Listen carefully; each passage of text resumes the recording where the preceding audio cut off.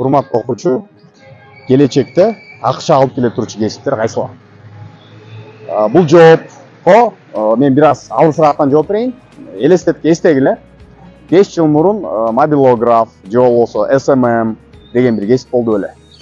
5 жыл мурун мындай кесип болгон эмес.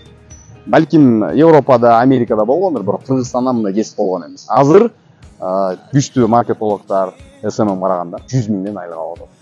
Плюс алар бир эле иште эмес, бир убакта 2-3 баягы страничканы алып бетти алып барат. Ошондо мындайча айтып койсок, 200 миң, 300 миң сомдон табышат. Мына биздин Кыргызстанда эле мына ушуну тартып аткан биздин маркетологдогу айлыгы 60тан баштады, кийин 100гө көтөрөм деди. Эми бул кесиптердин ээси болуш үчүн кайсыл сапаттарга ээ болуш керек? Эң биринчиси бул чыгармачылык. Чыгармачылык каяктан келип чыгат? Негизи чыныгы чыгармачылык, жаратмандык деп коет эмеспи? Чындап келгенде адам баласы жараткан эмес, адам баласы эмне кылат? Адам баласы туурайт. Эң эле жөнөкөй, мисалы, электричествону ойлоп чыккан киши биз айтышыбыз мүмкүн, буну электричествону тапты деп. Бирок электричество табиятта бар. Жана океандын түбүндөгү балыктар бар эмеспи? Башка балыкты токко тартырат, тигил өлгөндө же болбосо эсин жоготкон кезде жеп алат. Башка, мисалы, телевизор табиятта барбы? Ойлонуп көрсөңөр, телевизор дагы табиятта бар.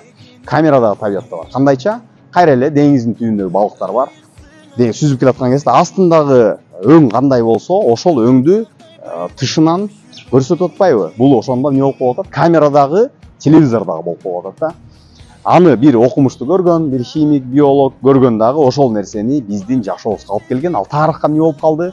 Электричествону тапкан адам болуп калды, телевизорду жасаган адам болуп калды, камераны жасаган адам болуп тарыхка кирди, жаратман адам болуп кирди. Бирок ал ким? Ал деген табияттагы бар нерсени, башка адамдар көрбөгөн нерсени байкап, изилдеп, ошол нерсени жашообузга киргизгендиги үчүн тарыхка калды.